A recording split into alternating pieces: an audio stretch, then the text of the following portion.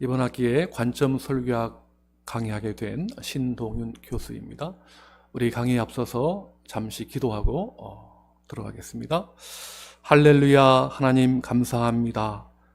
부족한 저희들에게 하나님의 놀라우신 십자가의 구원을 통해서 주님을 만나게 하시고 죄의 사함의 은총을 주시며 하나님 말씀을 해석하고 가르치고 설교할 수 있는 귀한 사역자로 세워주신 것을 감사합니다. 이 시간 강의를 진행할 때에 종은 십자가에 못 박게 하시고 오직 하나님, 오직 말씀, 오직 성경만이 드러나는 귀한 시간, 놀라운 시간, 어메이징 그레이스 시간이 되게 하시옵소서. 이 한 시간 주님께 온전히 드려오며 예수님 이름으로 기도합니다. 아멘. 네, 여러분 참 반갑습니다. 관점 설교학 강의하게 되었는데요. 우리 한번 이 관점 설교학이 어떻게 나오게 되었는지 성경 본문을 한번 놓고 찾아보기를 원합니다. 이사야서 55장 6절부터 11절까지 한번 찾아보시면 좋겠습니다. 제가 봉독하겠습니다. 너희는 여호와를 만날 만한 때에 찾으라. 가까이 계실 때에 그를 부르라. 악인은 그의 길을, 불의한 자는 그의 생각을 버리고 여호와께로 돌아오라. 그리하면 그가 긍휼히 여기시리라. 우리 하나님께로 돌아오라. 그가 너그럽게 용서하시리라. 이는 내 생각이 너희의 생각과 다르며 내 길은 너희의 길과 다름이니라. 여호와의 말씀이니라. 이는 하늘이 땅보다 높음같이 내 길은 너희의 길보다 높으며 내 생각은 너희의 생각보다 높음이니라. 이는 비와 눈이 하늘로부터 내려서 그리로 되돌아가지 아니하고 땅을 적셔서 소출이 나게 하며 싹이 나게 하여 파종하는 자에게는 종자를 주며 먹는 자에게는 양식을 줌과 같이 내 입에서 나가는 말도 이와 같이 헛되이 내게로 되돌아오지 아니하고 나의 기뻐하는 뜻을 이루며 내가 보낸 일에 형통함이니라. 아멘 아멘. 자, 여러분, 이 말씀 가운데 잘 보시면 두 갈래로 어떤 세상을 보고 또 인생을 바라보고 성경을 보는 그 관점이 나오거든요. 다시 말하면 내 생각, 누구의 생각이죠? 하나님의 생각, 그렇죠? 또 너희의 생각, 사람의 생각입니다. 그런가 하면 하늘이 땅보다 높음같이 내 길은 너의 길보다 높다. 다시 말하면 하늘의 길, 하나님의 길과 또 너희의 길, 세상의 길, 인간의 길, 이렇게 두 부류로 나눠진다 하는 것이죠. 여기서 바로 관점이란 말이 탄생하게 됩니다.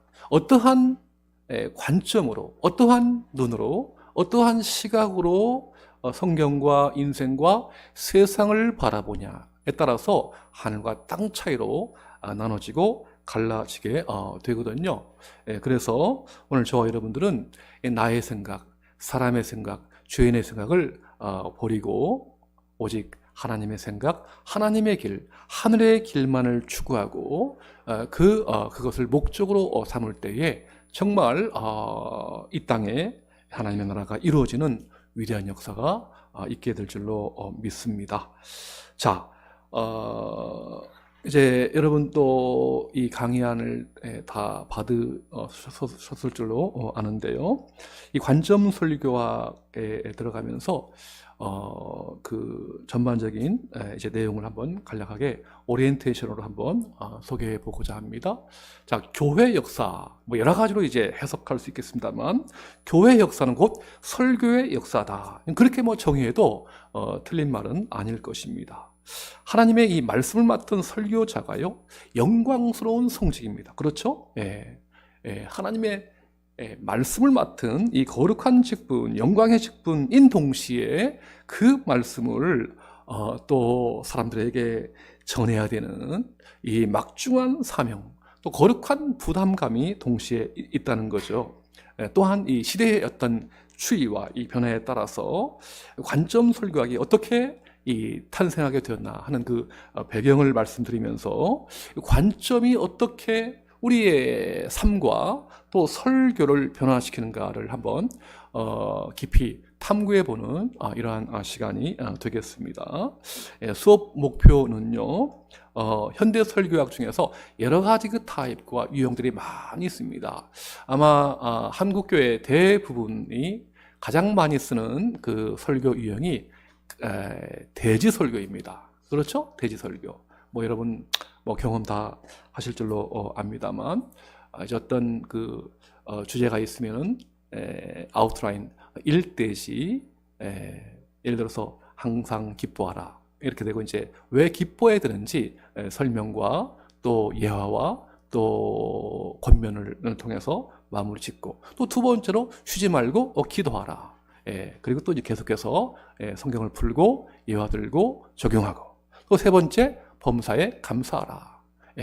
마찬가지로 설명하고 예화 들고 적용하고, 뭐 이런 식으로 이제 대표적으로 이 대지 설교를 많이 하게 되시죠. 그런가 하면 또 뭐 본문 설교다 혹은 주제 설교다, 뭐 또 강해 설교가 있죠. 한 어떤 그 아웃라인, 그 문단을 가지고서 거기에서 그 본문을 떠나지 않은 채 그 안에서 제목과 그 안에서 대지와 그 안에서의 적용과 어떤 예화를 드는 뭐 그런 어떤 스타일의 이 강해 설교도 있다는 거죠. 근데 그 중에 지금 이 시대에 21세기를 살아가는 이 시대에 바로 이 관점 설교가 태어나게 되거든요.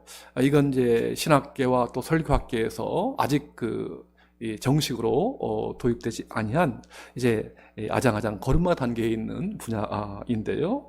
이 관점 설교학 이론을 한번 소개해보고, 또 그 이론을 바탕으로 해서 어떻게 그 현장에서 한번 이 관점 설교학이 실제 이 설교로 선포되면서 정말 어떤 그 감동을 넘어서 우리 인생의 또 삶의 어떤 변화를 이끄는 아주 충성된 설교를 한번 꿈꾸게 하는데 그 목적이 있게 되는 것이죠.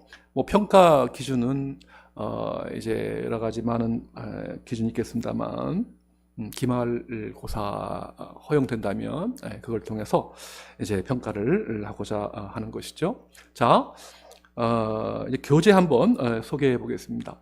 뭐 많은 이 설교학과 또 뭐 분야에 뭐 수백 권의 많은 책들이 있습니다만, 그 중에 이제 몇 가지만 한번 뽑아서 말씀을 드리면요, 제가 쓴 책이 여러 권이 있는데 그 중에 하나가 여기 아버지 마음이라고 하는 지난 2019년도에 코로나 이전에 나온 책인데, 역시 이제 이 아버지 마음, 뭐죠? 이 아버지 마음, 뭐 육신의 아버지가 아니라 바로 하늘에 계신 우리 아버지 하나님. 그래서 이 아버지 마음으로 성경과 세상을 어떻게 바라보냐, 그런 관점에서 쓴 실제 이야기입니다. 딱딱한 어떤 그러한 설교집이 아니라 아주 쉽고 간결하지만 그러나 뭔가 건더기가 있는, 깊이가 있는 그러한 책으로 나름대로 좋은 반응을 얻고 있습니다. 필요하시면 한번 구입하시는 것도 좋겠고요. 그 다음에 두 번째가 이제 거봐 신은 없다니까. 이 책도 제가 썼는데요. 사실 거봐 신은 있다니까가 맛집이죠. 근데 이제 출판사에서 목사님 거봐 신은 있다니까 하면 책이 안 팔립니다. 그래가지고 제가 부득이 그냥 허용해서 제목이 거봐 신은 없다니까. 여러분 관점으로 보시면 돼요. 이걸 뒤집어야 결론과 진리가 탄생하게 되거든요. 어쨌든 이 책도 이제 나왔고요. 다 관점에 대한 이야기입니다. 그리고 이제 세 번째로 소재찬 목사님이 쓴 설교 누구나 잘할 수 있다 하는 이 책도 어떤 이 관점 설교의 어떤 이론에 대해서 정말 초창기 또 선구자적인 어떤 입장에서 풀어놓은 아주 귀한 책이고요. 그다음에 네 번째로 신성욱 교수, 지금 아마 아세연합신학대학원 설교학 교수로 계시는데요. 이분이 얼마 전에 설교의 삼중주, 그래서 설교의 음악의 삼중주가 있는 것처럼 설교에도 내용과 틀과 전략 혹은 전달이란 세 가지 분야를 이제 접근하면서 풀어놓은 아주 귀한 책입니다. 그 중에 이제 이 관점 설교와 특별히 연관돼서는 이 틀, 프레임이 매우 중요하다고 하는 것이죠. 그리고 이제 다섯 번째로 박영재 박사님의 원 포인트로 설교하라.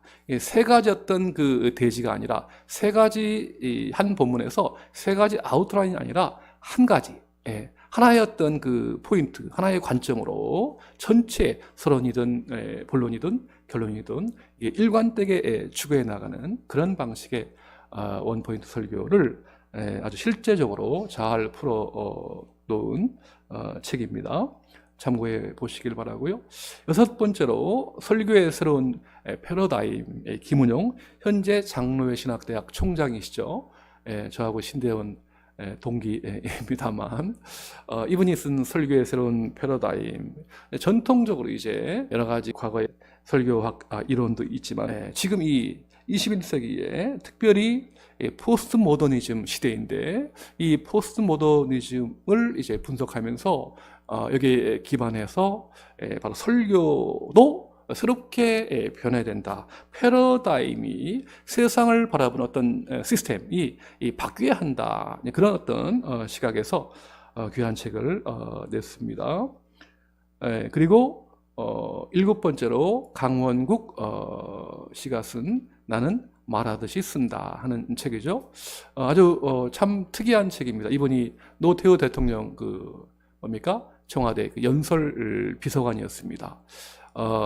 이분이 이제 여러 가지 많은 이제 글과 말이 있는데요. 참 제목이 참 특이하죠. 나는 말하듯이 쓴다. 보통 사람들이 이제 어떤 연구에서 씁니다, 그죠? 글을 만들고 작품을 내고 합니다만 이분은 관점이 거꾸로입니다. 먼저 말하고서 그 다음에 쓴다는 거예요. 그래서 제가 이게 참 과연 그런가?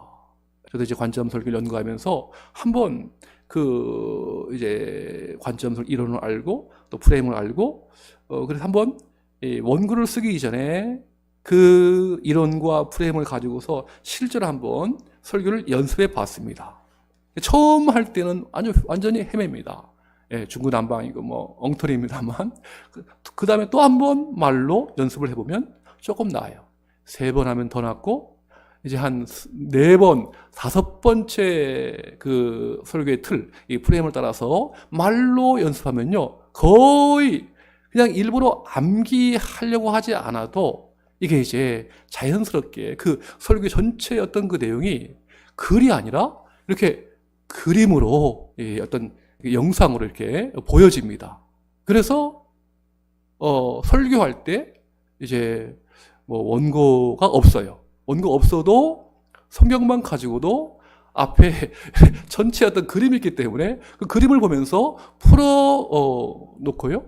또 이제 아이 컨택, 청중과 청중, 이렇게 설교자와 청중이 이렇게 아이 컨택, 눈과 눈을 마주치면서 대화하듯이 혹은 참여도 시키고 질문도 하고 답변도 듣고 뭐 이런 식으로 가능하다 하는 거죠. 예. 어쨌든 그런 어떤 분야에 대해서 이분이 잘 책을 썼습니다. 네, 또한 뭐 그 이하에 쭉 있습니다만 하나만 더 소개하자면 서울대 심리학과 교수 최인철 교수님이 쓴 프레임이라고 하는 세상을 보는 마음의 창 그런 부제를 달고 있는데 역시 이제 살아가면서 어떤 틀로 어떤 프레임으로 세상을 바라보냐에 따라서 정말 180도 차원이 다른 그러한 세상으로 열려진다 하는 그러한 내용으로 되어 있는데요. 아주 재미있고 또 얘도 들어가면서 잘 정리해 놓은 책입니다. 뭐 그 밖에요. 뭐 소개하려면 밤새도록 해도 시간이 부족하겠죠. 나머지 책들은 또 다음에 한번 소개해 보도록 하겠습니다. 자, 12주 분량인데요. 뭐 거의 이제 한 학기 혹은 뭐 2학기 해도 6개월 해도 혹은 1년 혹은 뭐 2년 해도 이 관점 설교 이론은요 한이 없습니다. 이걸 뭐 1시간에 이렇게 줄일 수도 있고 뭐 6개월 혹은 1년으로도 늘릴 수도 있는 아주 무궁무진한 이러한 세계이거든요. 그래서 1주차는 오리엔테이션 하고요. 2주차에는 화면에 나오는 것처럼 오늘의 시대와 청중 이해를 위한 포스트 모더니즘. 시대가 지금 달라졌습니다. 여러분 인정하시든 안 하시든 시대가 지금 달라졌다고요. 네. 한마디로 규정하면 포스트 모더니즘입니다. 이따가 또 충분히 설명을 드리겠습니다만, 이런 어떤 그 시대적인 배경을 안고서 이해하고서 우리가 이 설교와 또 어떤 그 목회를 지향하지 않겠느냐 하는 그러한 이야기입니다. 3주차에는 새로운 설교 패러다임의 특징이죠. 네. 이런 어떤 그 시대적인 배경, 시대적인 어떤 그 조류를 바탕으로 해서 나온 어떤 새로운 설교학 운동이 태동하면서 거기에 대한 특징들을 한번 같이 살펴보고자 하는 것이죠. 아마 지구가 평평하지 않고 둥글다. 이 코페르니쿠스가 주장했듯이 이 새로운 설교학 운동이라고 하는 것은요, 이 설교학에 있어서 이 코페르니쿠스적인 아주 혁명이다. 뭐 그렇게 결론 혹은 얘기한다고 해도 전혀 손색이 없는 그러한 특징을 가지고 있습니다. 그 다음에 관점 설교란 어떤 그 개념과 정의에 대해서 또 그 배경에 대해서 말씀을 드리겠고요. 5주차에는 이 관점 설교가 어떻게 이제 전개되면서 과정 가운데 나아가느냐 하는 그런 어떤 이론과 전개 원리에 대해서 5주차 또 6주차를 진행하고자 하는 것이죠. 그리고 7주 한번 넘겨보시면 이제 프레임. 역시 이제 틀이 생명입니다. 어떠한 어떤 그 구조, 어떠한 시스템, 어떠한 틀이냐에 따라서 완전히 이제 그 설교가 달라지거든요.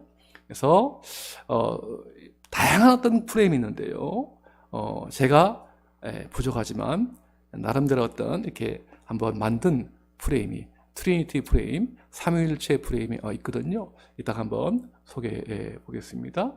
거기 보시면 첫 번째 프레임이 바로 문제입니다. 문제. 다른 말로 과제라고 할 수 있겠죠. 성경도 문제이고요. 또 인생도 문제입니다. 여러분 뭐 느끼십니까? 인정하십니까?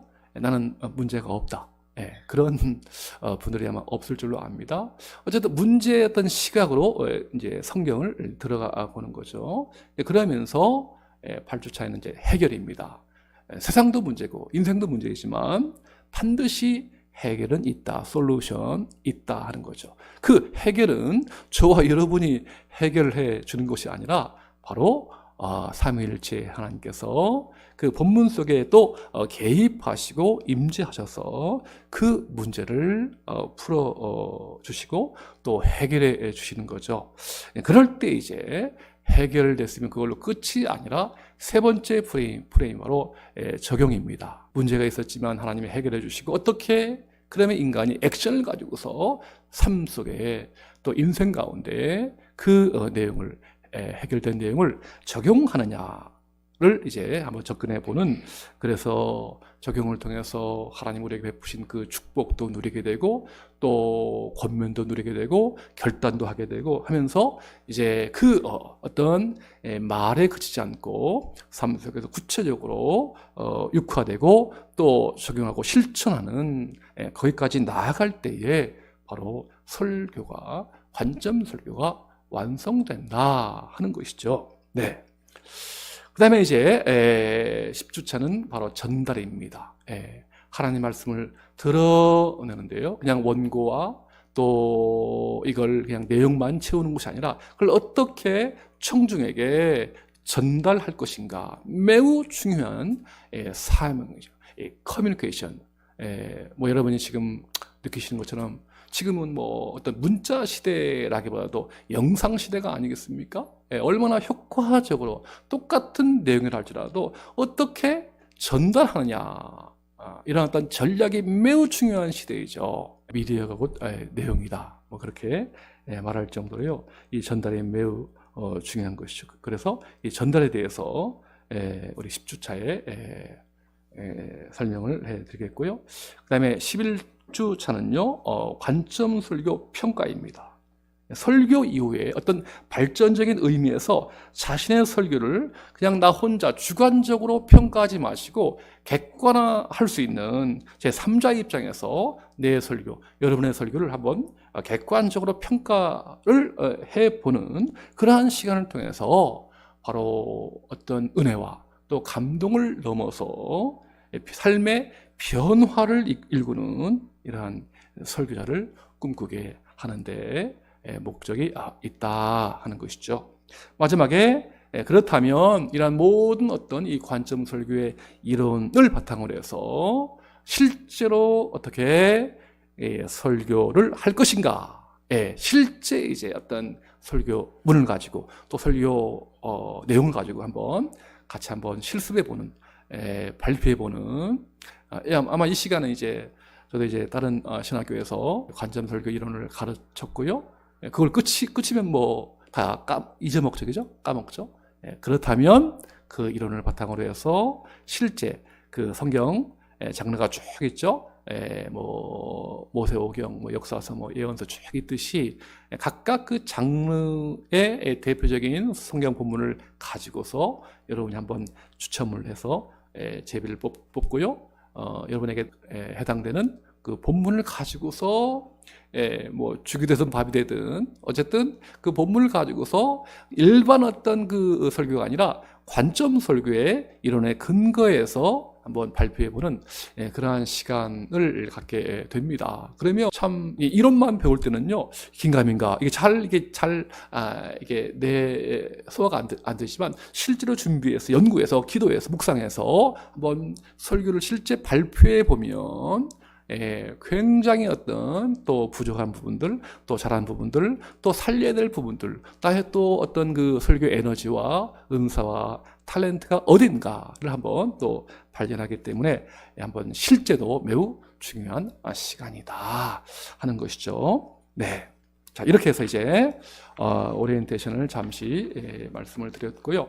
자, 이제 첫 번째 강의 주제는 오늘의 시대와 청중 이해를 위한 포스트 모더니즘입니다. 자, 관점 설교학이 나오기 이전에 이 시대적인 말이죠. 이 배경과 사상과 이데올로기를, 이념을 우리가 이해하는 것이 매우 중요합니다. 왜? 그냥 이 성경이 말이죠. 하늘에서 뚝 떨어진 그 내용이 아니라 철저하게 이 당시든 지금이든 이 시대적인 배경을 깔고서 내려온 탄생한 그 내용이기 때문에 이 시대를 이해하는 것이 매우 중요합니다. 아무리 좋은 내용이라 할지라도 그 시대를 읽지 못하면 엉뚱한 방향으로 관역이 꽂히게 되는 거죠. 자, 그래서 이 시간 간략하게 우리 뭐 동양의 역사도 있지만 서양의 역사를 간략하게 한번 짚고 나아간다면 어떻습니까? 우리 성경적으로 본다면 초대교회를 통해서 우리 예수 그리스도의 그 생애와 또 십자가와 부활, 또 승천을 그 이후에 초대교회가 탄생하면서 쭉 이제 교회 역사가 시작되었죠. 그 이후에 주 100년부터 500년까지를 사도시대입니다. 그렇죠? 사도시대, 물론 그 안에 속사도시대가 있었고요. 그런 다음에 기독교를 국교로 공인하면서 중세가 이제 시작합니다. 그렇죠? 주 500년부터 1500년까지 뭐 역사의 뭐 암흑기다, 뭐 그렇게도 평가합니다. 어쨌든 이 중세 교회가 이 세상을 지배했던 그러한 시대를 가리키게 되죠. 그러면서 여러 가지 나름대로 모순도 드러나고 또 부작용도 있고 해서 태동된 그 새로운 어떤 그 시대가 바로 르네상스다. 14세기부터 한 16세기 문예 부흥이죠. 이때 뭐 신학뿐 아니라 혹은 어떤 뭐 철학 혹은 예술, 건축, 미술, 뭐 음악 모든 분야에 정말 하나님이 우리에게 주신 그 이성이라고 하는 고귀한 선물, 물론 신앙도 있지만 이성을 또 그 기반으로 해서 모든 어떤 자신이 받은 그 은사와 어떤 그 재능을 마음껏 펼쳐 보일 수 있도록 그러한 시대가 문예부흥, 르네상스 시대였고요. 사상적으로 본다면 18세기 전후로 해서 계몽주의가 탄생하게 되죠. 그래서 이것은 바로 인간 이성의 극대화입니다. 심지어 성경도 이전에는 어떤 신앙을 바탕으로 해서 절대 어떤 평가하거나 분석하거나 혹은 판단하면 굉장히 터부시하고 그걸 경계했는데 이 성경도 인간의 이성의 어떤 잣대로 말하죠. 신앙도 있지만 인간의 이성의 잣대로 성경을 한번 파헤쳐 보니까요. 이 성경이 뭔가 이게 앞뒤가 안 맞는 것 같고 뭔가 빠진 것 같고 자꾸 이걸 성경을 분석하다 보니까요. 그래서 이 성경이 어떤 경전으로서의 어떤 가치가 아니라 하나의 단순히 어떤 문학적인 작품으로, 그래서 성경이라고 표현하지 않고 어떻게 해요? 뭐 이렇게 이제 그 학문적으로는 그렇게 하거든요. 뭐 성서 해석학, 성서 신학 뭐 이런 식으로 그 가치를 좀 격화시키는 뭐 그런 어떤 그 모습이 있었고요. 그 다음에 1차, 2차 세계 대전이 이제 일어난 거죠. 유대인 학살, 600만 학살, 또 어떤 지금의 어떤 산업화로 인해서 생태계가 파괴되고요. 뭐 정말 인간의 이성의 어떤 극대화를 통해서 많은 어떤 인류 문명이 계속 발전되고 진보할 것이다. 그렇게 낙관적으로 보았습니다만 1차, 2차 세계 대전을 통해서 완전히 어떤 인간 이상의 어떤 그 가치와 이 가능성을 다 박탈했던, 무너진 이러한 시대에 우리가 살았던 것이죠. 그러면서 여기에 대한 반성으로 탄생된 새로운 어떤 시대 사조가 바로 포스트 모더니즘이다 하는 거죠. 이걸 굳이 번역하자면 탈근대주의, 모더니즘이 근대주의, 그 이전과 또 포스트, 탈 혹은 훅이다 해서 탈근대주의. 1950년을 기점으로 해서 이제 포스트 모더니즘이 새롭게 탄생합니다. 20세기 중반부터 새로운 어떤 그 사조와 시대 정신이 탄생하게 되는데요. 자, 그래서 이 포스트 모더니즘은 뭐 어떤 그 철학뿐 아니라 모든 학문의 분야, 뭐 문학이든 예술이든 건축이든 신학이든 말이죠. 심지어 대중문화이든 말이죠. 전 세계적으로 이게 확산되는 현상이 바로 포스트 모더니즘이다 하는데요.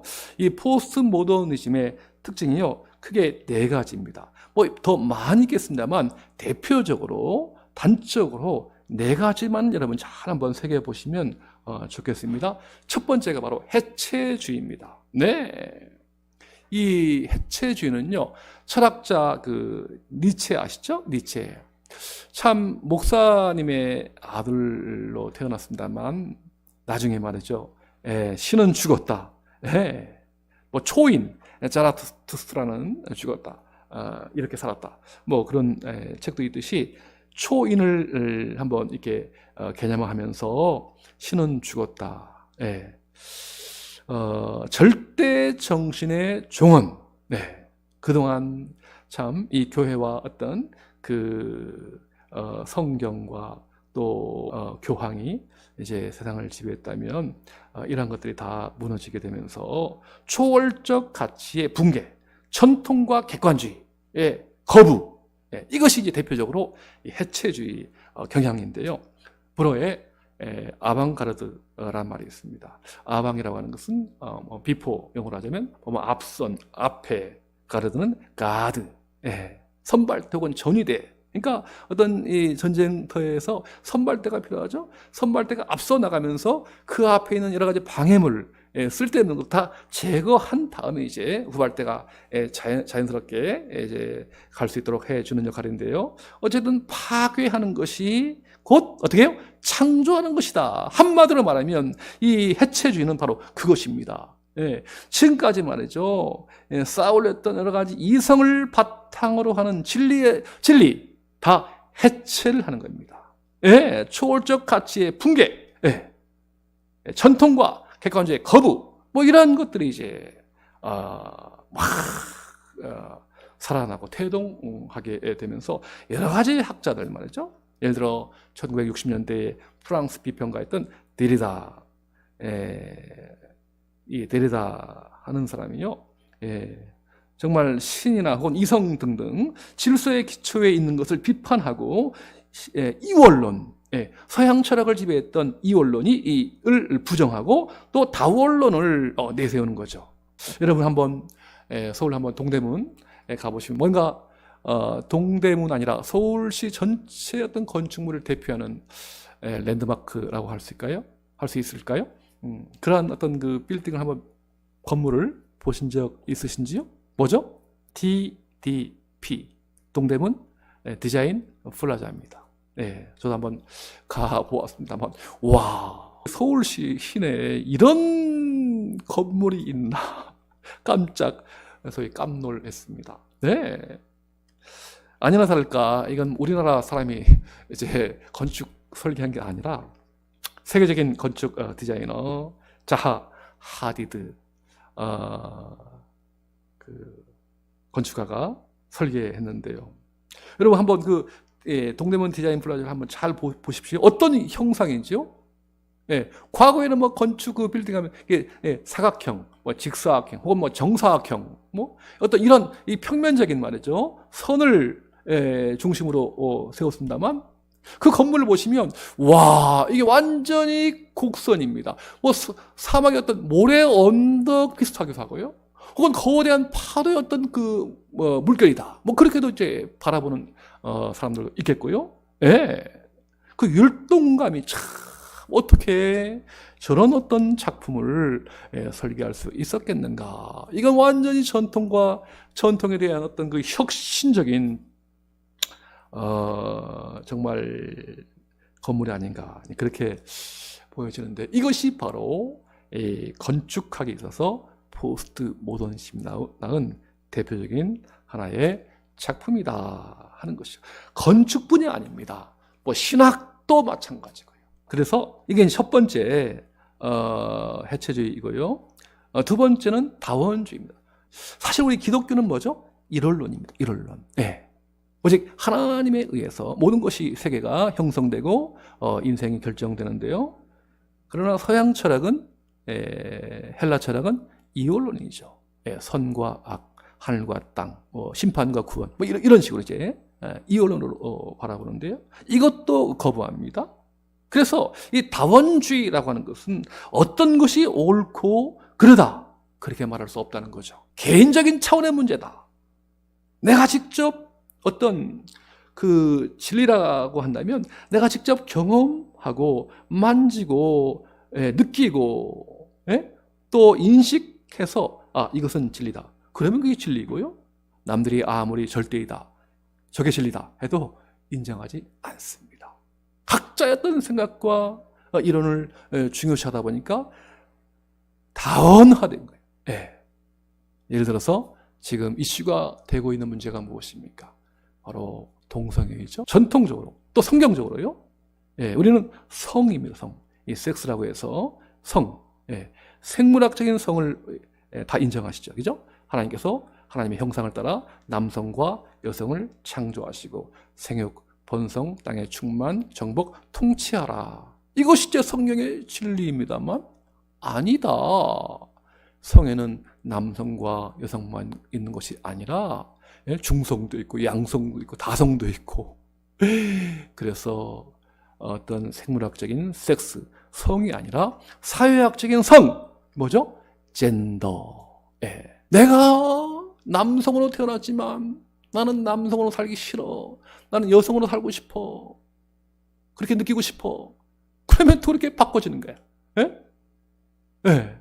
여러분, 이렇게 자신의 어떤 성적 취향에 따라서 성이 결정되다 보니까 이게 이 생물학적인 성은요, 남성, 여성뿐입니다만 이 사회학적인 성은 수십 가지입니다. 수십 가지. 제가 일일이 설명을 안 드리겠습니다만 한번 찾아보십시오. 내가 직접 성을 결정할 수 있는 겁니다. 이번에 미국 대선에서 트럼프 대통령 당선이 됐죠. 그를 아주 곁에서 도운 참모가 있습니다. 누구죠? 일론 머스크입니다. 그가 이제 테슬라 총 CEO입니다만 참 그의 딸이 말이죠. 아들이죠, 원래. 이제 여러 명의 자녀가 있는데 아들이 몇 년 전에 딸이 됐습니다. 딸이. 제가 좀 부끄러운데요. 나는 남자로 살기 싫어. 그래서 딸로 성전환한 거예요. 그래서 이 아버지가요, 일론 머스크가 이게 또 아니다, 그건 아니지. 결국 이게 합의가 안 돼가지고 부모와 자식 그 인연이 끊어졌습니다. 절연을 선포했어요. 이걸 참 어떻게 바라봐야 되는지 너무나 참 어처구니 없고 가슴 아픈 사건이죠. 뭐 대표적인 어떤 다원주의 어떤 모습인데요. 종교 다원주의도 마찬가지입니다.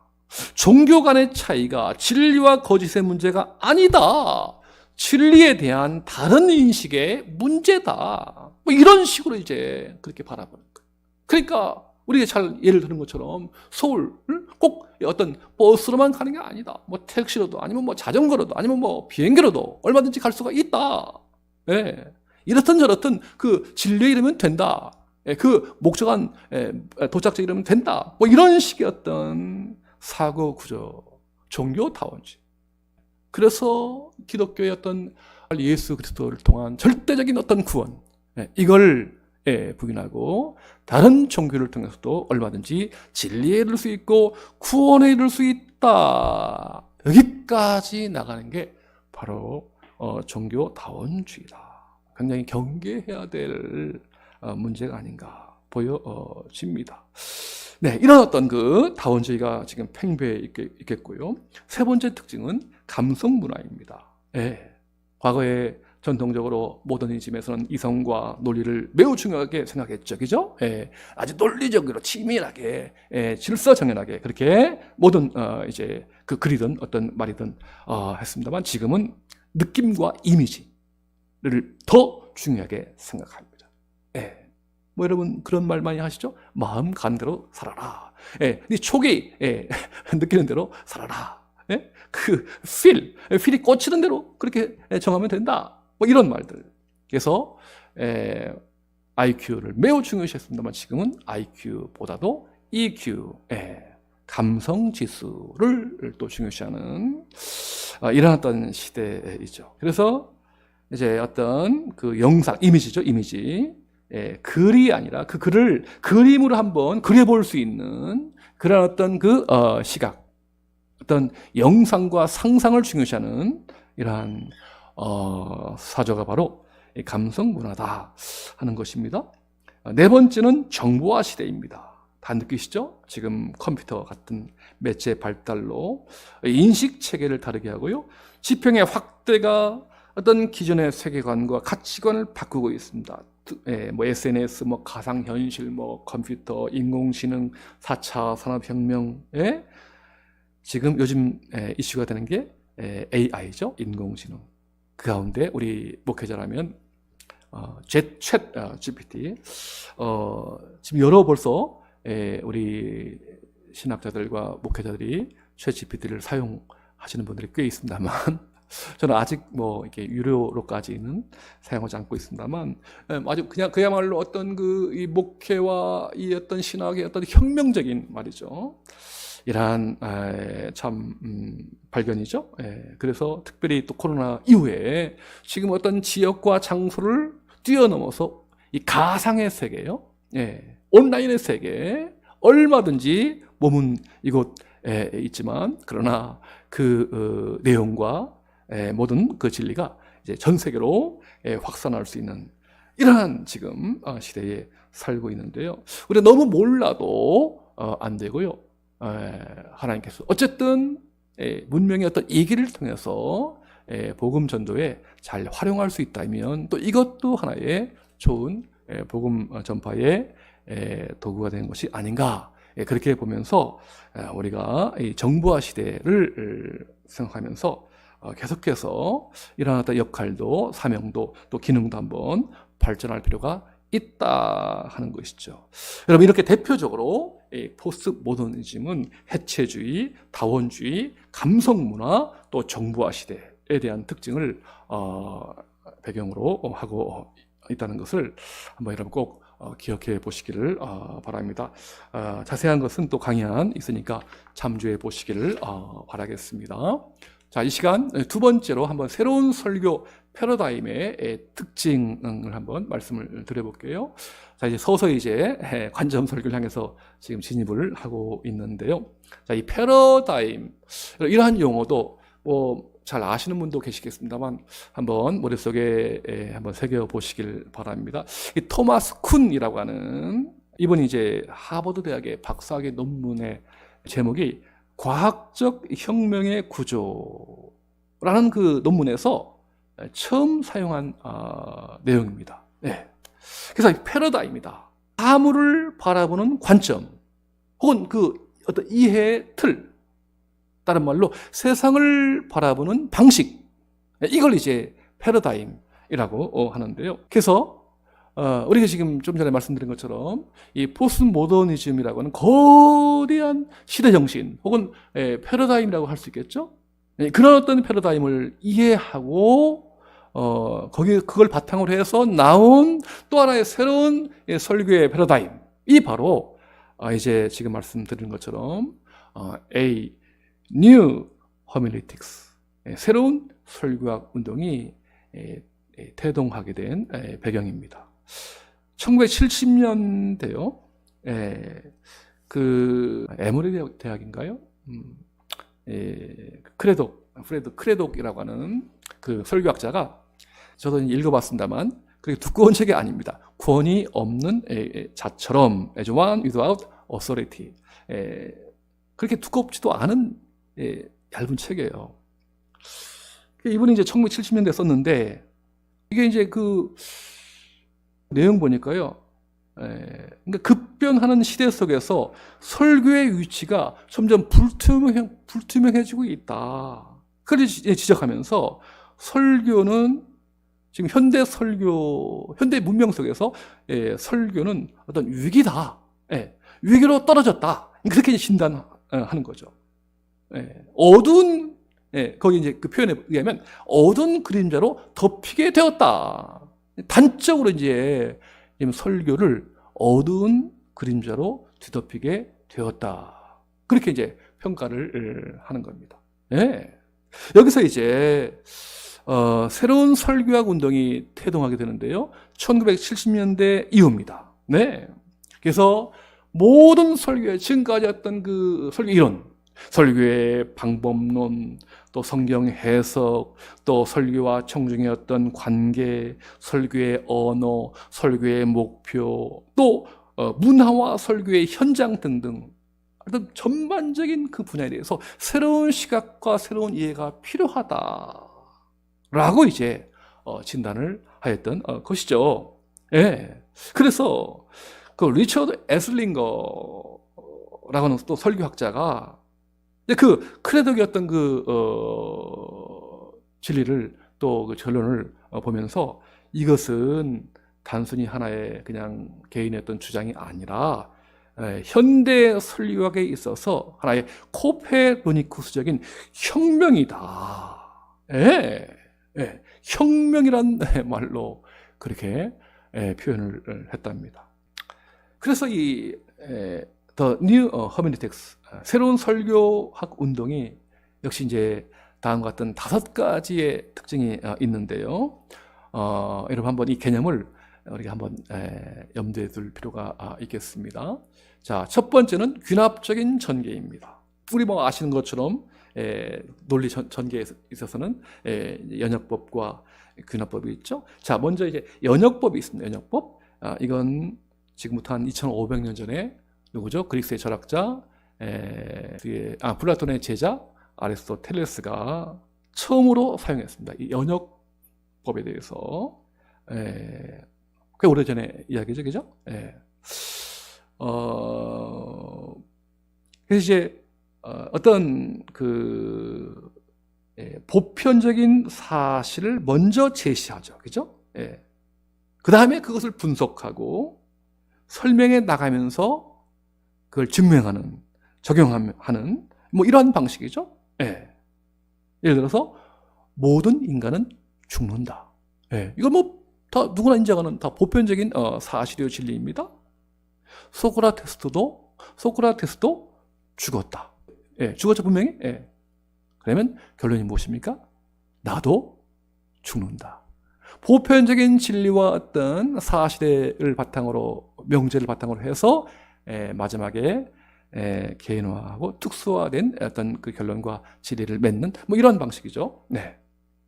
자, 이런 어떤 그 연역법에 근거한 설교 패턴이요, 대표적으로 바로 대지 설교입니다. 첫째, 항상 기뻐하라. 둘째, 쉬지 말고 기도하라. 셋째, 범사에 감사. 그 다음에 이제 왜 그런지 증명해내는 이러한 방식, 연역법에 근거해서 설교하는 방식, 대지 설교가 있습니다.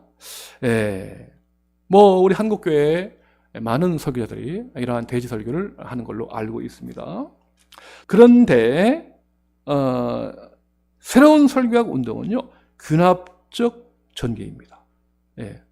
연역법과 반대이죠. 자, 무엇으로부터 이끌어 나가는 것입니다. 라틴어에 이제 인두케레란 말이 있는데요. lead toward. 다시 말하면 어떤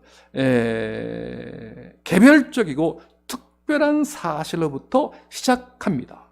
그 다음에 이제 보편적인 사실로 나아가는 방법을 바로 균합법이다.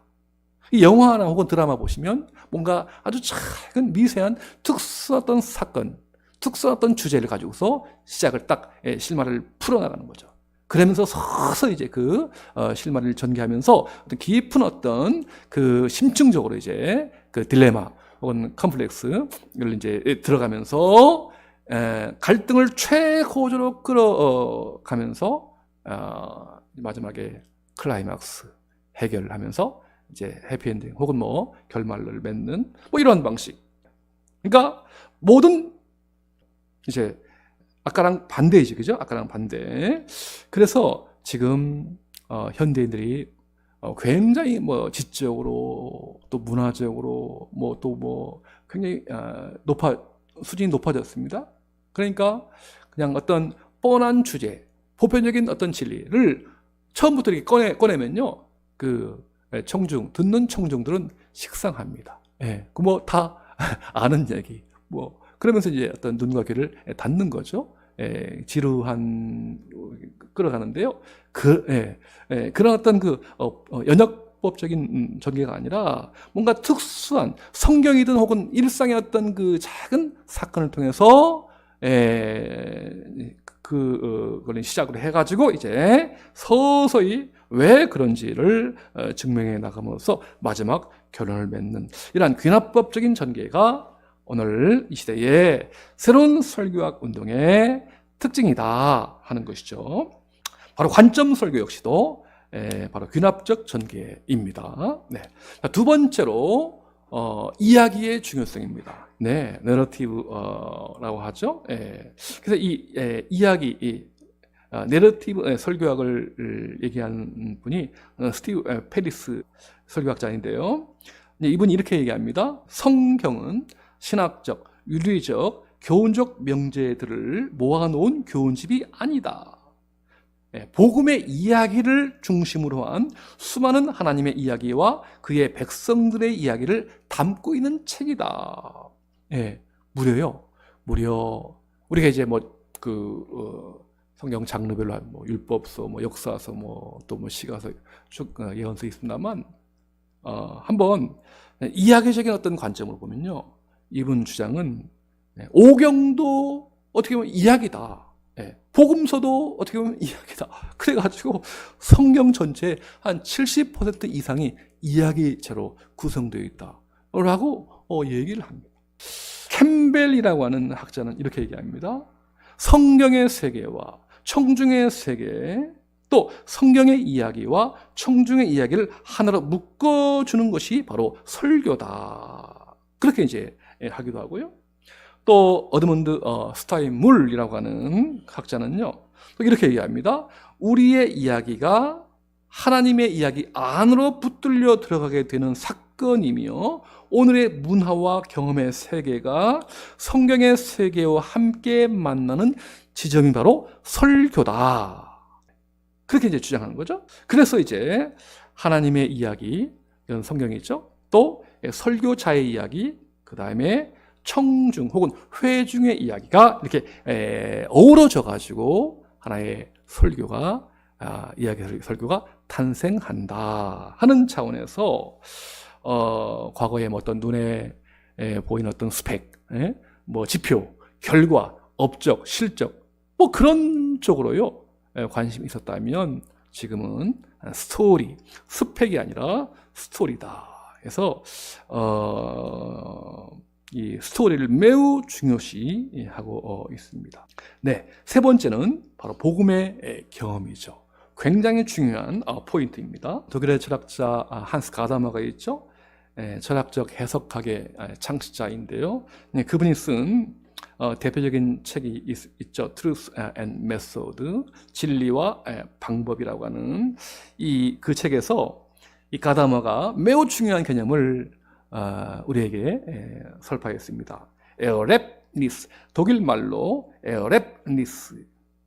이건 뭐냐면은 어떤 그 우연히 주어진 것이 아니라 사색에 의한 결론. 내 어떤 지성과 어떤 생각을 통해서 결론 맺고, 그 다음에 이제 실제 이 경험, 삶의 현장, 삶의 자리에서 얻은 이 경험론에서 주어지는 결과. 그래서 이 설교자가요, 어떤 주관과 이 자기 경험과 객관, 성경에 이야기하고 있는 혹은 어떤 사색에 의한 결론, 주관과 객관을 이렇게 이분법으로 나눠서 해석을 하는 겁니다.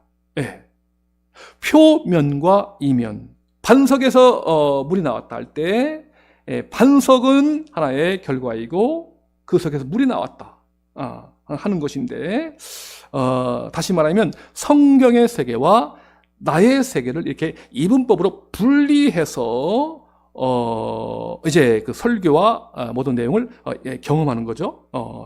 주장하는 거죠.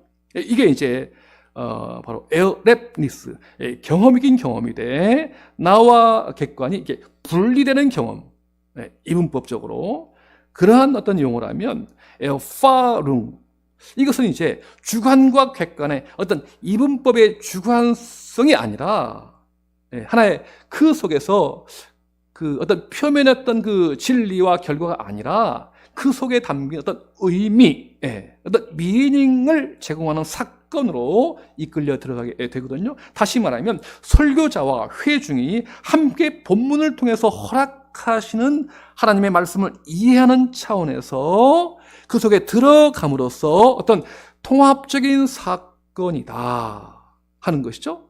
그게 뭐냐면은 우리가 성경 혹은 설교 준비할 때나 성경의 세계와 이 설교자 혹은 청중의 그 세계를 이렇게 따로따로 분리하지 않고요, 내가 직접 설교자이든 혹은 회중이든 직접 성경의 본문 속에 들어가서 내가 아브라함이 되고 내가 다윗이 되고 내가 모세가 되는 이러한 경험을 통해서 처음에는 나눠지지만 이제 점점 더 들어가게 되면 아브라함과 내가 하나가 되고 또 모세와 내가 통합되어지는 이러한 경험을 통해서 우리는 바로 진리와 또 성경의 세계로 들어가고 이해하고 또 통합적으로 경험할 수 있다.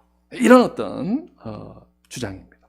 그래서 이 복음의 경험, 아까 첫 번째 말씀드린 주관과 객관, 나와 성경 인물이 분리되지 않고 통합되어지는 하나가 되는, 그러면서 내가 만난 하나님을 체험합니다. 아멘, 아멘.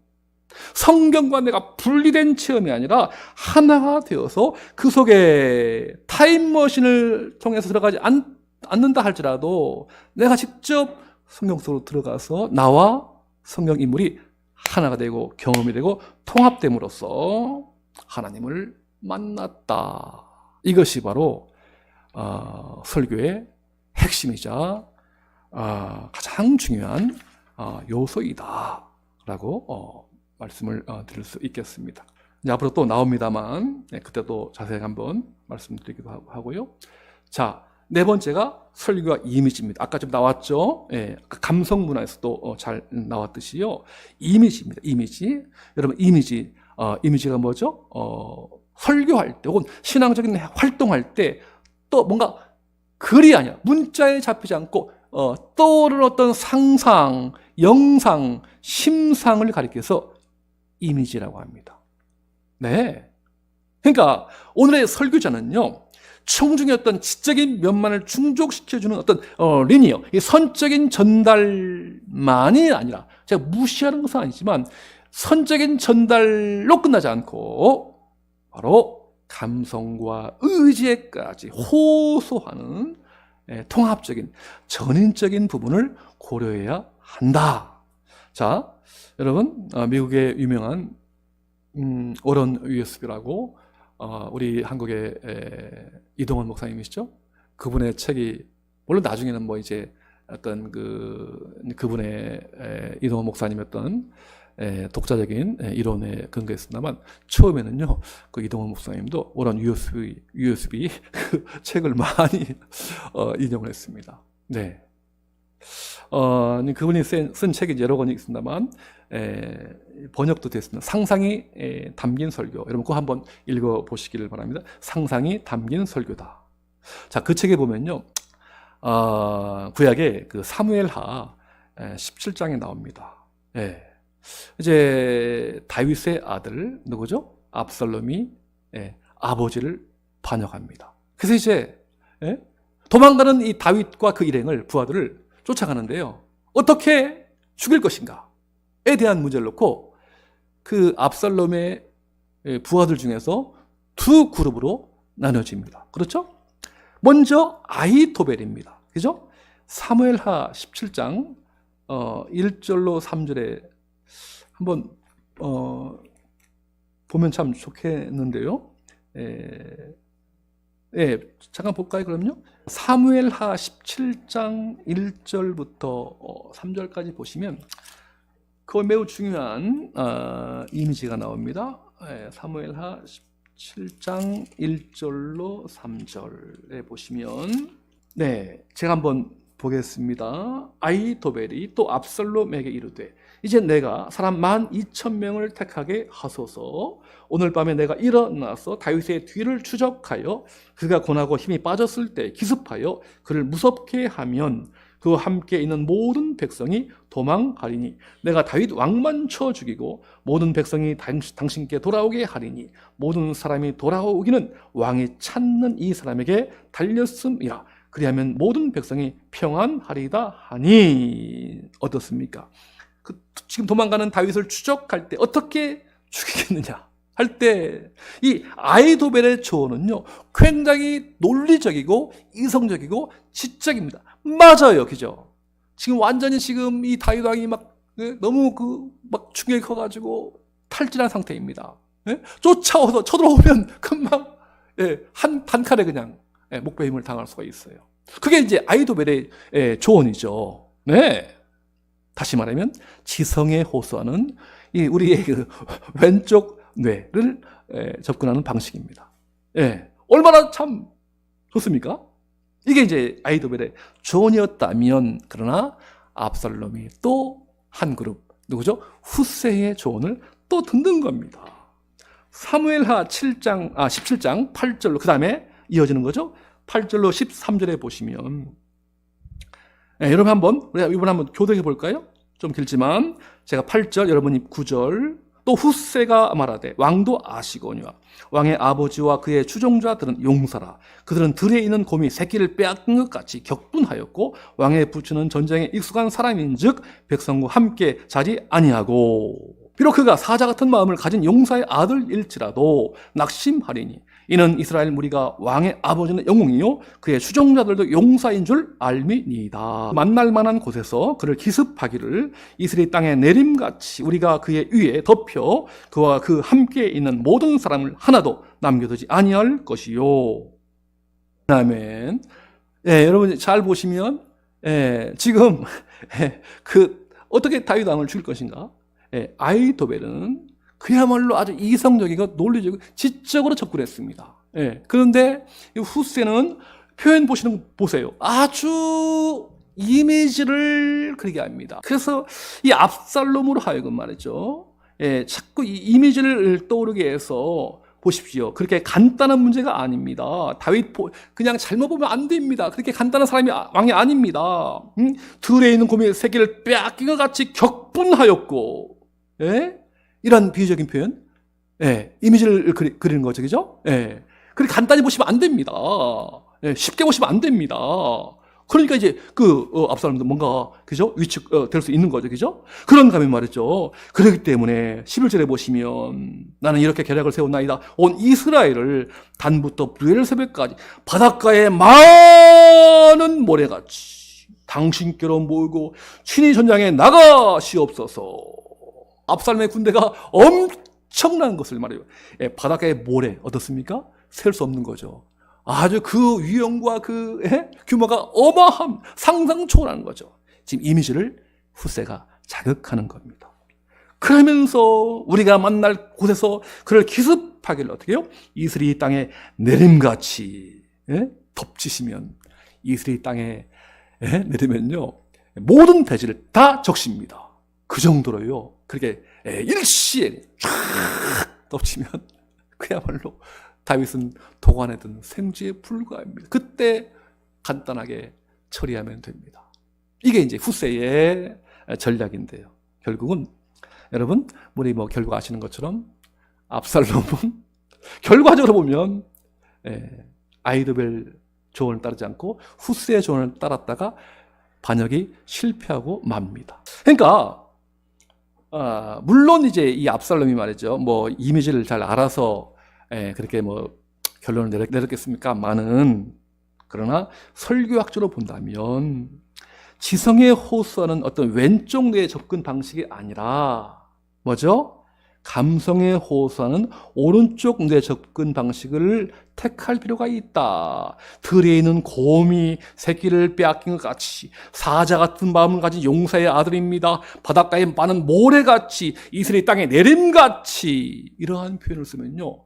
듣는 청중이 완전히 그림으로 그 설교가요. 영상으로 그려지면서 와 거기 그 설교에 빨려 들어가는 거죠. 알게 모르게. 여러분 아직은 그런 경험이 있으신 분도 계시고 없으신 분도 계시겠습니다만 한번 경험하시면요 참 재밌습니다. 그러니까 오늘 저와 여러분 분명히 성경의 세계 한 번도 들어간 적이 없어요. 3,500년 전의 세계 어떻게 우리가 어떻게 그 세계를 들어갈 수 있겠습니까? 이게 어떤 현실적으로 못 들어가는 거죠, 그죠? 들어갈 수가 없죠. 타임머신 있는 것도 아니고 그렇지만 그러나 우리가 성경의 세계를 경험하지 못해도 어떻게 해요? 기도와 상상과 이미지를 통해서 생생하게 그 세계로 들어갈 수가 있다. 이게 바로 놀라운 이미지 개념의 탁월한 특징입니다. 마지막 5번째 새로운 설교 운동은 청중을 무척 중요시합니다. 자, 우리 흔히 이제 보통 한국교회 너무 교회가 많아요. 여기도 교회 저기도 교회 동네에 말이죠. 누가 이제 비행기 타고 내려다 보면 그냥 밤에 다 십자가입니다. 너무 많습니다. 그렇게 얘기합니다만 그러나 그건 잘못 바라보시는 겁니다. 잘못된 시각. 왜? 청중은요 바로 설교학에서 말하는 청중은 이렇게 됩니다. 한번 꼭 여러분 꼭 한번 새겨보세요. 복음을 듣는 모든 자입니다. 그러니까 구원받은 자와 구원받을 자 그리고 타 종교인까지 포함하는 지구상의 모든 사람들을 가리켜서 청중이라고 합니다. 그러니까 여러분, 그냥 우리 뭐 교인 얼마 안 돼, 우리 뭐 내 설교를 듣는 사람이 뭐 1명이야 2명이야 이렇게요, 성도들 혹은 교인들만 제한시키지 마시라. 여러분, 특별히 지금 얼마나 감사합니까? 지금은요, 21세기 AI 시대에서는 지역과 장소가 문제가 아닙니다. 이미 다 초래했어요. 오늘 이렇게 영상으로 같이 강의하고 느끼시는 것처럼 이 영상이요, 지금 한정된 곳이지만, 그러나 이 영상 강의가 뭐 미국에도 갈 수 있고, 혹은 뭐 베트남에도 갈 수 있고, 그죠? 지금 이런 시대에 살고 있는 거예요. 그러니까 청중에 대한 시각도요, 우리가 한번 다시 새롭게 한번 바라볼 필요가 있다. 관점 설교학에서는요, 청중의 카테고리를 무려 11가지로 구분합니다. 전통적으로는 뭐 교인, 성도, 혹은 뭐 신자, 뭐 서너 가지밖에 안 됩니다만, 관점 설교학 청중은요, 무려 11가지 범위입니다. 자, 제가 간략하게 한번 말씀드려볼게요. 자, 맨 먼저요, 사탄교 신자들입니다. 여러분 상상이 갑니까? 아니, 사탄교 신자 있어요. 지금 미국에 한 20만 명 이상이라고 해요. 십자가를 거꾸로 하고요. 공공연하게 사탄을 숭배합니다. 아주 최극단이죠, 그죠? 이걸 C-5 카테고리 -5라고 합니다. 최극단, 아주 엔트 중에 엔트적이죠. 그 다음에 기독교를 분명히 반대하고 공격하는 자, 무신론자죠. 혹은 타 종교 중에서 있습니다. C-4, 이것도 극단이죠. 이런 사람들도 청중입니다. 우리가 선교해야 되는, 우리가 사명 가지고 정말 그들 되돌이키게 해야 되는 청중이라는 거예요. 사탄교 신자들. 와. 그런가 하면 세 번째로 타 종교를 가지고 있는 자, C-3. 그 다음에 무신론자, C-2. 그 다음에 종교를 찾고 있는 자, C-1. 시커스, 구도자들도 청중 C-1이고요. 그런 다음에 이제 C0, 가운데 있는 사람들이 있습니다. C0, 구원받을 성도예요. 교회 안에 있을 개연성도 있습니다. 신자의 가족들 중에서 불신자가 있거든요. 이런 사람들이 이제 구원받을 성도 C0. 그 다음에 이제 플러스로 나갑니다. 구원받은 성도, 예수님을 나의 인격적으로 구세주로 고백하는 사람 C1. 그 다음에 성장하는 성도, 구원을 자각해서 이제 양육받는 성도들 C2. 그 다음에 성숙한 성도, 열매를 통한 구원의 확신이 있는 자 C3이죠. 그 다음에 파타임 아니면 교회 지도자, 사역 성도들 C4입니다. 마지막에 예수를 위해서 나는 내 목숨을 기꺼이 바치겠습니다. 목회자, 선교사, 풀타임 사역 평신도들도 포함이 됩니다. C5. 순교를 각오하고 주를 위해서 내가 구원받은 무엇이 아깝겠습니까? 나는 죽고 예수로 사는 사람. 이걸 C5. 이렇게 C-5부터 C+5까지 무려 11단계의 청중으로 분류하거든요. 여러분, 그렇기 때문에 한국 교회가 많고 뭐 많다. 천만의 만만의 말씀입니다. 하나님이요, 한번 문을 열어주시면 북한 땅이 열어지게 되면 여러분 다, 저도 신의주 제일교회 개척하기로 지금 문이 열리면 아직 여러분 다 하셔야 돼. 뭐 너무 많다. 천만의 말씀이에요. 그야말로 무궁무진합니다. 저는 지금 탈북자 우리 이제 북한 선교집 하고 있는데요. 저는 못 들어갑니다. 저는 평양에 못 들어가잖아요. 그죠? 근데 중국 한족들, 그들은 다 들어가요. 북한에. 그죠? 중국 사람 다. 그들을 1년에 두 차례 25명씩 30명씩 제주도로 이렇게 다 오게 합니다. 그리고는 3주 동안 집중적으로 선교훈련, 영성훈련, 또 아주 훈련시킨 다음에 그들을 돌아가서 북한 땅에 은밀하게 들어갑니다. 옥수수 쌀 안 줍니다. 직접 복음! 예수 그리스도는 인생의 길이요 진리요 생명입니다.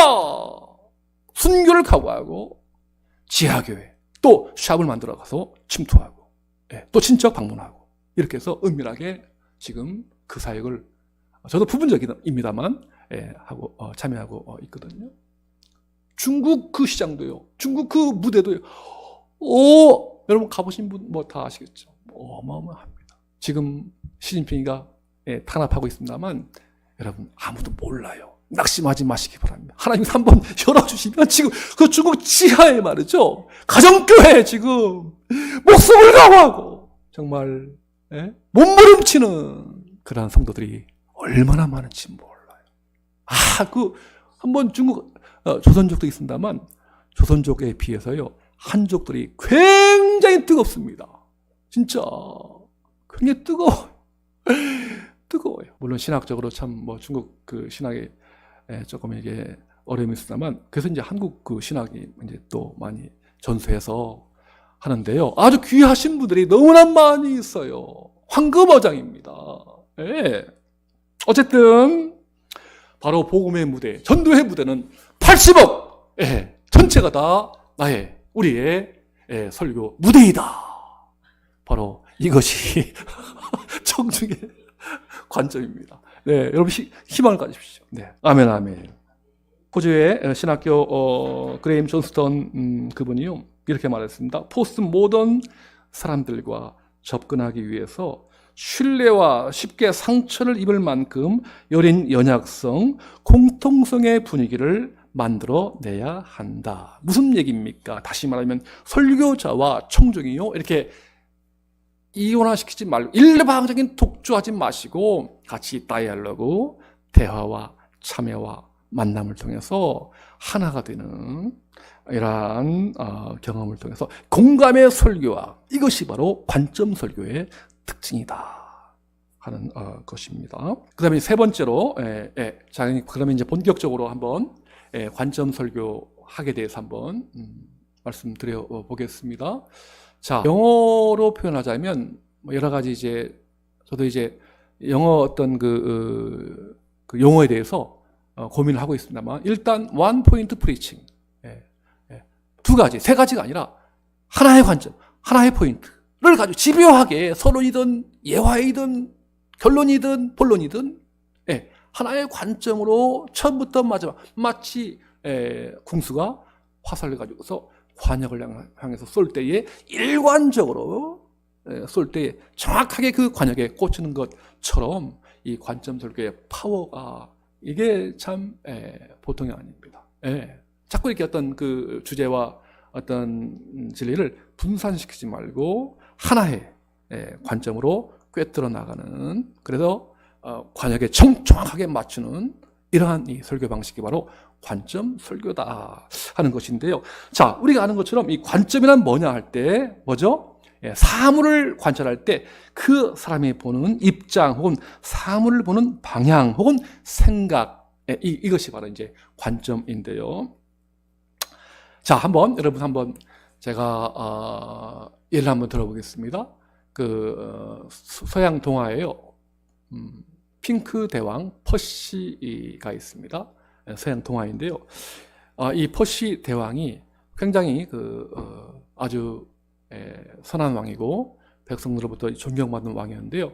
이분의 어떤 한 가지 참 묘한 성격이 취미가 이 핑크를 좋아합니다. 핑크, 그죠? 분홍색 비슷한 거, 핑크를 무척 좋아하는데요. 그래서 이 신하들한테 그렇게 명령합니다. 전체를 한번 온 천하를 한번 핑크로 한번 물들여 보십시오. 그렇게 이제 요청하는데요. 신하들이 다 산도 또 바다도 또 뭐 언덕도 땅도 다 핑크로 다 물들였어요. 그런데 이 왕이 만족을 못하는 겁니다. 자, 다 온 대지를 다 핑크색으로 물들였는데요. 하나만 핑크로 물들이지 못했습니다. 그게 어디죠? 온 대지를 핑크로 물들였지만 한 군데는요 핑크가 안 되는 거예요. 그게 어디입니까? 네. 잘 생각해 보시면 여기도 핑크, 저기도 핑크, 저기도 핑크인데 바로 하늘입니다. 하늘. 그죠? 하늘은 어떻게 우리가 올라갈 수 없잖아요. 그죠? 네, 하늘을 근데 이 핑크 대왕이 하늘도 다 핑크로 물들여라. 이렇게 명령한 겁니다. 와. 그래서 신하들이 막 무척 고민한 거예요. 고민하다가 결국은 해답을 발견했습니다. 왕이시여, 한번 이 안경을 한번 써 보십시오. 그랬더니만 이 핑크 대왕이 안경을 딱 쓰니까 온 대지 다 핑크일 뿐 아니라 저 하늘까지도 다 핑크로 물들게 된 것입니다. 이것이 바로 관점의 파워다 하는 거죠. 그래서 어떠한 세상과 성경과 설교와 인생을 어떠한 시각, 어떠한 관점으로 바라보느냐에 따라서 완전히 그 인생이, 성경이 달라지고 새로운 어떤 세계가 열린다 하는 거죠.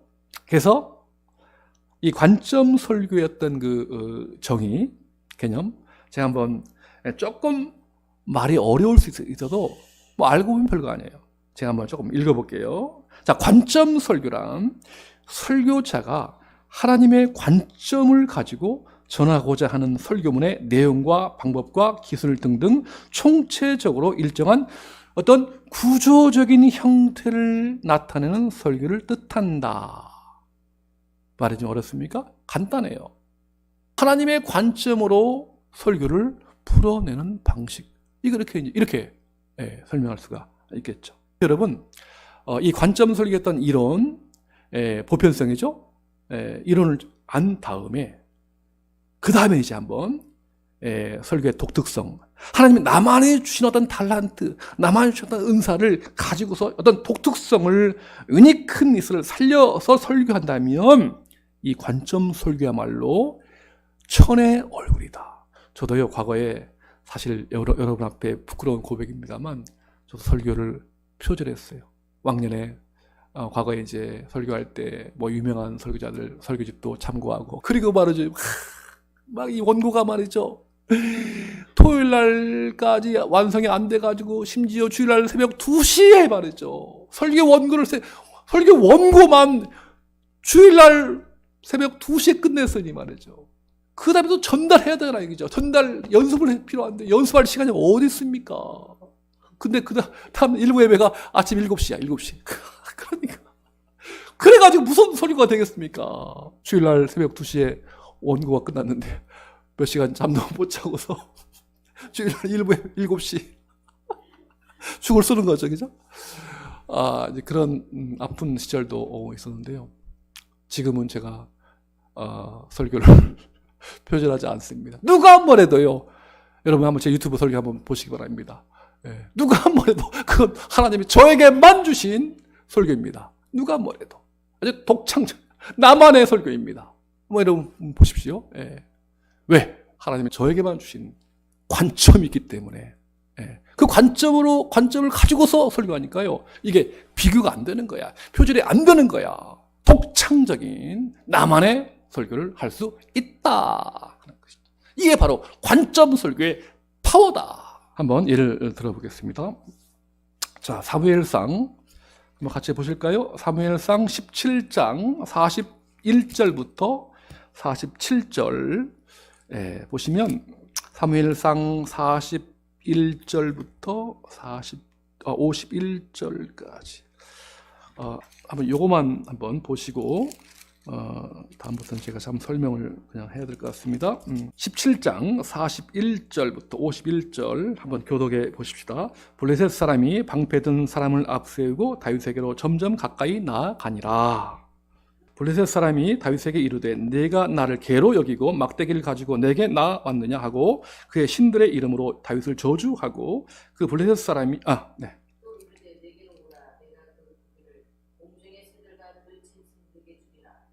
다윗이 블레셋 사람에게 이르되 너는 칼과 창과 단창으로 내게 나아오거니와 나는 만군의 여호와의 이름 곧 네가 모욕하는 이스라엘 군대의 하나님의 이름으로 내게 나아가노라. 오늘 여호와께서 너를 내 손에 붙이시니 내가 너를 쳐서 내 머리를 베고 블레셋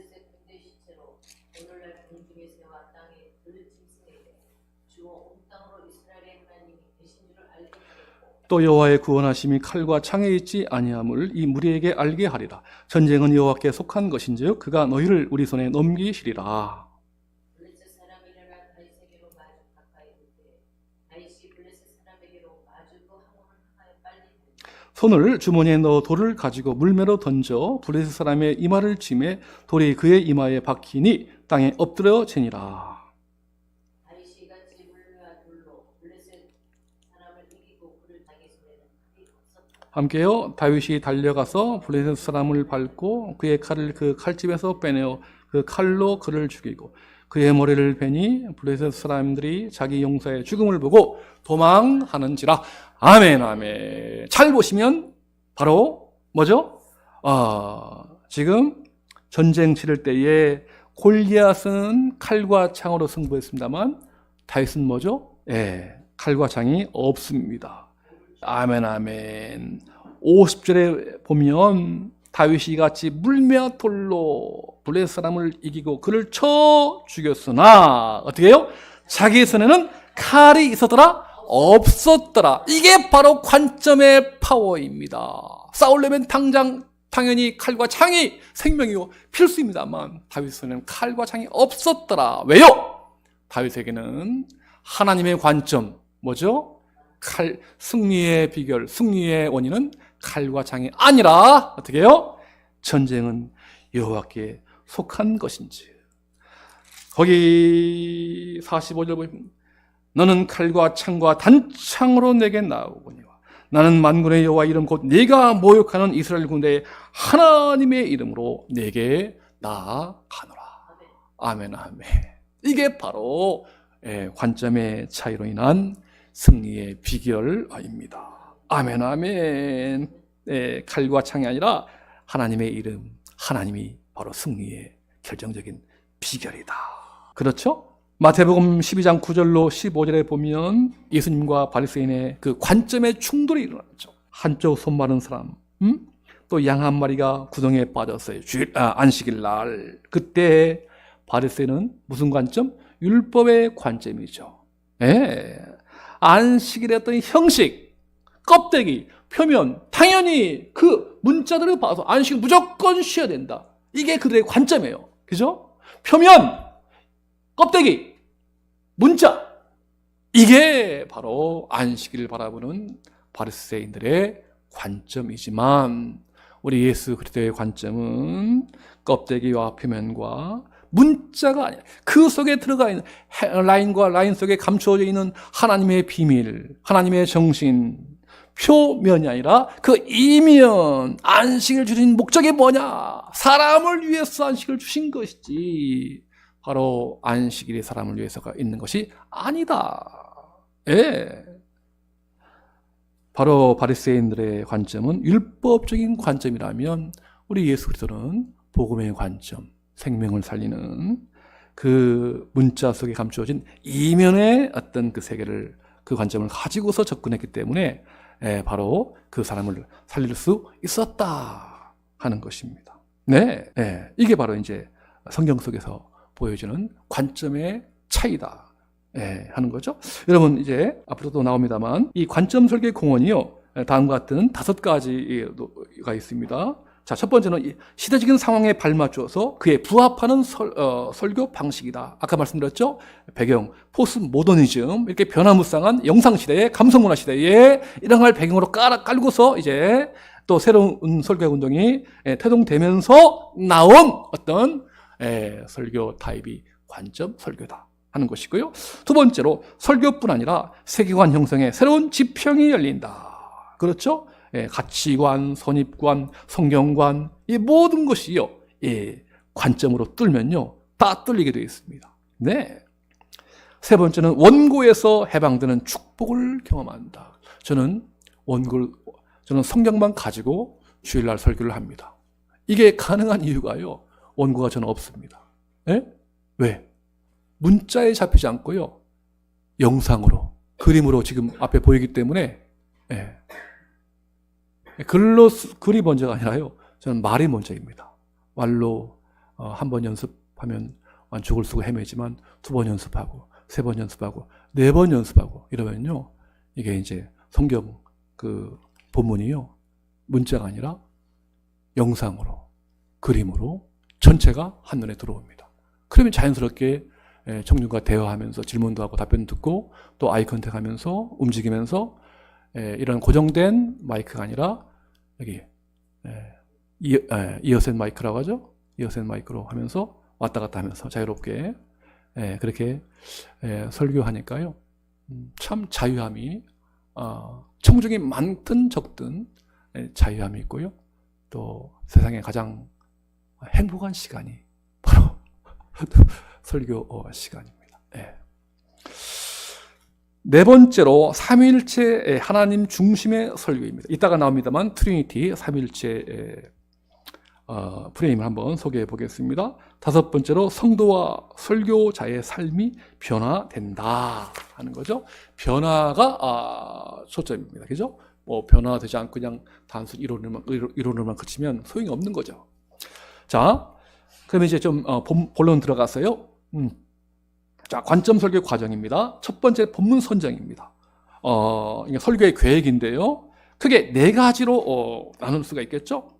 그냥 성경을 통독하면서 쭉 창세기부터 쭉 설교해 나가는 방식, 뭐 많은 분들이 또 그렇게 뭐 하고 있죠, 그죠? 뭐 창세기도 아니면 뭐 마태복음이든 뭐 1년 혹은 2년씩 쭉 좋습니다. 그런가 하면 두 번째로 지역교회 상황에 맞추어서 성경을 선택하는 방법 좋습니다. 어떤 특수한 지역적인 환경, 배경을 바탕으로 해서 성경 본문을 또 정할 수 있겠고요. 세 번째는 설교자가 기도하는 중에 무작위로 영감 주시는 대로 그때그때 성경 본문을 택해도 좋겠고요. 네 번째는 감사하게도 그렇게 좀 어려우면 그냥 예배와 핸드북, 뭐 시중에 몇 가지 종류가 있죠. 이제 1년 내내 1년 분량을 잘 이렇게 본문과 또 해설까지 이렇게 요약문까지 책으로 나와 있죠. 뭐 그런 어떤 교육을 바탕으로 하는 그런 책들도 거기에 바탕으로 해서 한번 설교하는 것도 좋다 하는 거죠. 어떠한 방식이든 본문 선정을 그렇게 정하셔서 하면 되겠고요. 저는 지금 뭐 성경의 어떤 창세기부터 요한계시록의 그 주제에 가장 핵심적인 어떤 그 본문과 주제를 153가지로 이게 구분해 가지고서 창세기부터 하나하나씩 지금 153개의 주제를 가지고 지금 설교하고 있는데, 주일날이요. 지금 열왕기 하 이번 주 22장 할 차례입니다. 어쨌든 뭐 여러분 한번 기도하시면서 하시면 되겠고요. 두 번째로 전개 원리입니다. 자, 첫 번째 이제 용어가요, 바로 목적어입니다. 같이 봅시다. 포인트 워드. 포인트 워드입니다. 그야말로 목적어입니다. 그 본문을 아우르는 전체 어떤 그 주제랄까요? 이것은요, 하나님을 지향해야 됩니다. 뭐 사람에 속한 어떤 그 죄성이 아니라 설교 전체에서 말하고자 하는 가장 핵심의 단어를 말하는데요, 설교자의 이것은 의도이고 목적이 되겠습니다. 그래서 예를 들어서 뭐 믿음도 될 수 있겠고요, 아니면 순종 혹은 뭐 사랑 혹은 뭐 평안, 전도 혹은 뭐 찬양, 보호 다 됩니다.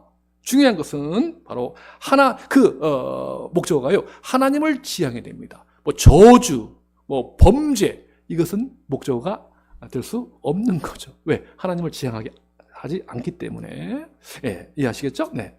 자, 그 다음 중요한 것이 이제 바로 그 논리학에서요, 그 개념입니다. 거기 보시면 한번 제가 이제 그 삼각형을 그려보는데요, 첫 번째가 비형이라고 합니다. 이걸 정개념이라고 하죠. 정개념.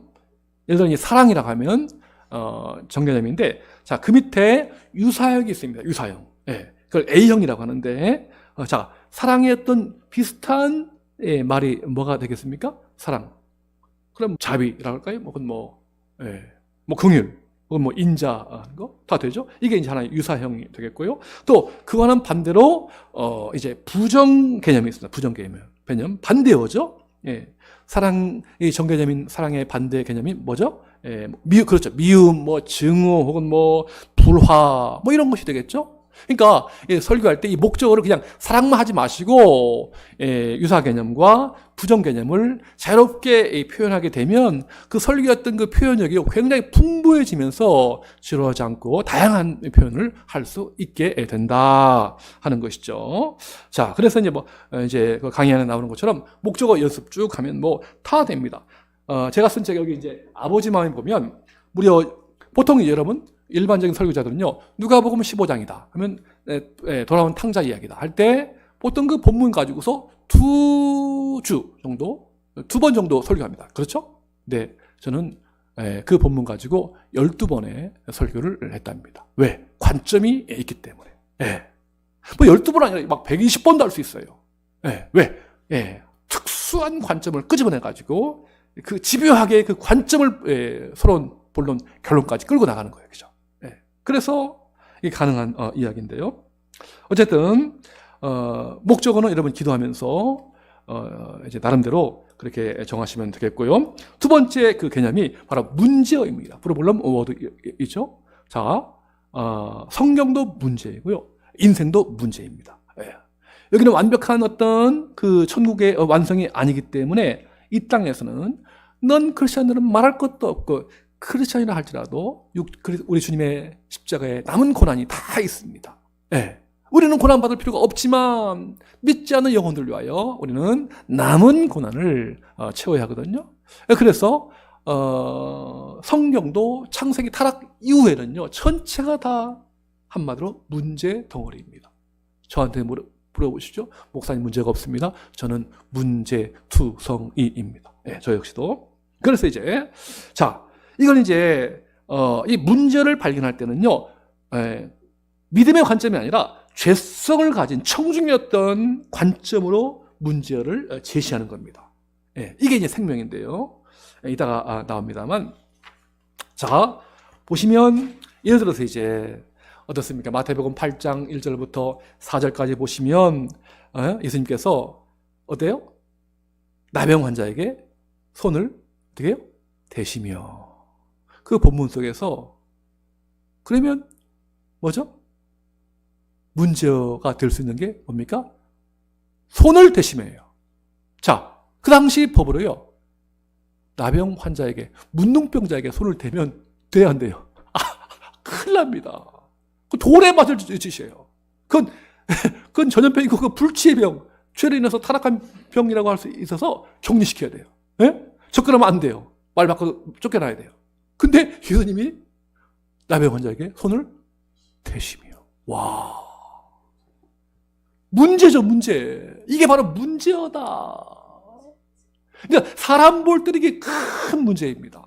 그러나 그걸 뒤집어 보세요. 그러면 바로 손을 대시는 것이 사람 볼 때는 문제이지만요, 하나님의 관점으로 보면 그것이 바로 해결 단어다 하는 거죠. 왜? 우리 예수님의 손, 전능한 손, 치료의 손, 구원의 손이시기 때문에 어떤 대상이든지 우리 예수님이 손을 터치하면 다 치료, 힐링, 구원, 해결 되는 것이죠. 이게 바로 문제. 그러니까 여러분, 이 성경 전체가 다 문제예요. 한번 얘기해 보십시오. 다 문제입니다.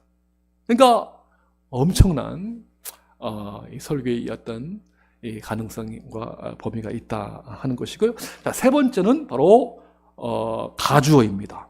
이거 다른 말로 성경 인물이라고 합니다. 모세, 아브라함, 이삭, 야곱, 바울 다 이게 성경. 여러분, 가주어라고 표현했습니다. 가상의 주어 혹은, 그러면 성경의 진주어, 진짜 주어는 누굽니까? 진짜 주어. 그렇죠. 삼일체 하나님이시죠. 내가 주인이다. 여러분, 다윗이 그렇게 하나님께 막 기도했듯이 여러분 다윗처럼 그렇게 살아야 됩니다. 그걸로 끝내면 안 되죠. 다윗이 기도하고 그렇게 인내하고 참을 수 있었던 것은 어떻게 해요? 그 앞에 전제된, 생략된 단어가 있는 것이죠. 성경 여러분 66권 이 문자 자체만 보시면 큰 성경 해석에 있어서는요, 엄청난 성경은 압축법과 생략법이 되어 있습니다. 성경 해석의 대원칙이요. 라인과 라인 속에서 엄청난 그 압축과 생략으로 되어 있는 책이다. 그걸 이해를 하셔야 돼요. 예? 예. 예. 그렇기 때문에 이제 가주어는 성경 인물입니다. 진주어는 하나님이시죠. 삼위일체 하나님. 그래서 이 관점 설교에서는요, 두 사람이 가주어가 하면 안 됩니다. 한 사람, 단 한 사람, 또 한 단체만 성경 인물로 그렇게 정하셔야 하는 것이죠. 그래야 관점 설교이기 때문에.